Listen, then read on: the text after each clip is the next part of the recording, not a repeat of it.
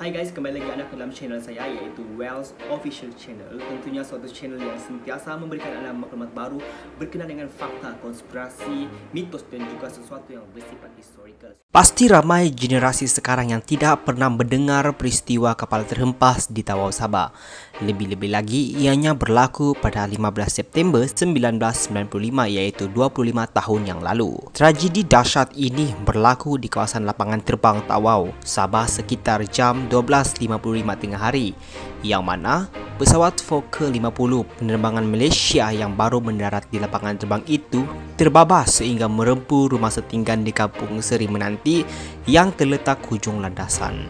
Difahamkan pesawat yang terhempas itu berlepas dari lapangan terbang antarabangsa Kota Kinabalu kira-kira jam 11.50 pagi dan dijadualkan tiba di lapangan terbang Tawau pada jam 12.45 tengah hari. Berikut saya akan kongsikan 5 fakta berkenaan dengan tragedi tersebut. Fakta pertama, seramai 53 orang penumpang dalam pesawat tersebut.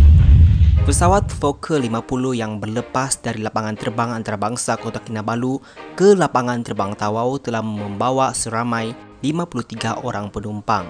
Malangnya, 34 orang telah terkorban mati hangus sementara 19 orang sahaja yang telah terselamat. Berdasar mendapati bahawa hampir semua mangsa yang dikenal pasti terbunuh akibat terhidu asap tebal dan melecur yang amat serius. Orang-orang yang terbunuh termasuklah penumpang, juruterbang dan anak kapal. Fakta kedua, terdapat penumpang yang sempat menyelamatkan diri tetapi turut terkorban. Perkara ini adalah amat menyedihkan. Menurut saksi yang melihat kejadian tersebut, iaitu Arsyad, menyatakan bahawa beliau melihat seorang penumpang lelaki berusia sekitar 20-an yang mana dia sepatutnya terselamat daripada pesawat tersebut. Namun, disebabkan ingin menyelamatkan neneknya yang masih berada dalam pesawat tersebut, pemuda itu masuk semula ke dalam pesawat. Malang tidak berbau, sejurus pemuda itu masuk semula ke dalam pesawat tersebut. Satu letupan yang besar telah berlaku disusuli api tinggi sehingga menyebabkan pemuda tersebut turut terkorban bersama-sama dengan mangsa yang masih berada terkurung dalam pesawat tersebut. Fakta ketiga, misteri kehilangan seorang mangsa yang tidak ditemui.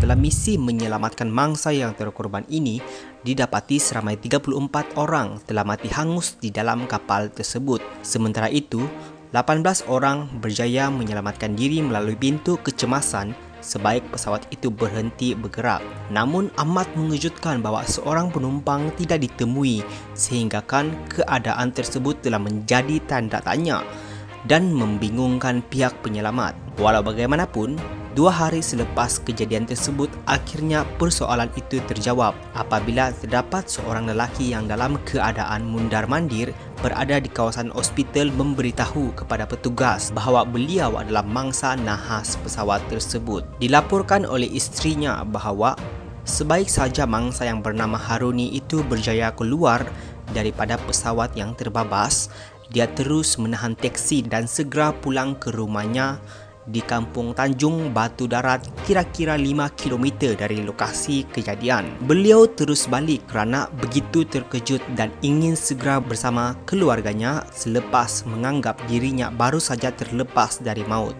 Dia mula menyedari yang pihak berkuasa tercari-cari kehilangannya selepas mendapati namanya disenaraikan sebagai penumpang yang terkorban. Dia kemudian tampil bagi menyatakan dirinya terselamat dalam tragedi itu kepada pihak berkuasa. Fakta keempat, pesawat tersebut telah merempu rumah setinggan. Fokker 50 mendarat di landasan 35 lapangan terbang Tawau dan terbabas kira-kira 500 meter sebelum merempu kawasan setinggan. Majlis Perbandaran Tawau mengesahkan sebanyak 53 rumah musnah. Dalam naas itu membabitkan 62 buah keluarga. Kisah yang menyedihkan juga, selain daripada kemusnahan rumah itu, terdapat juga penduduk yang menjadi korban dan melecur pada anggota badan akibat daripada percikan minyak dan api dari pesawat terbabit.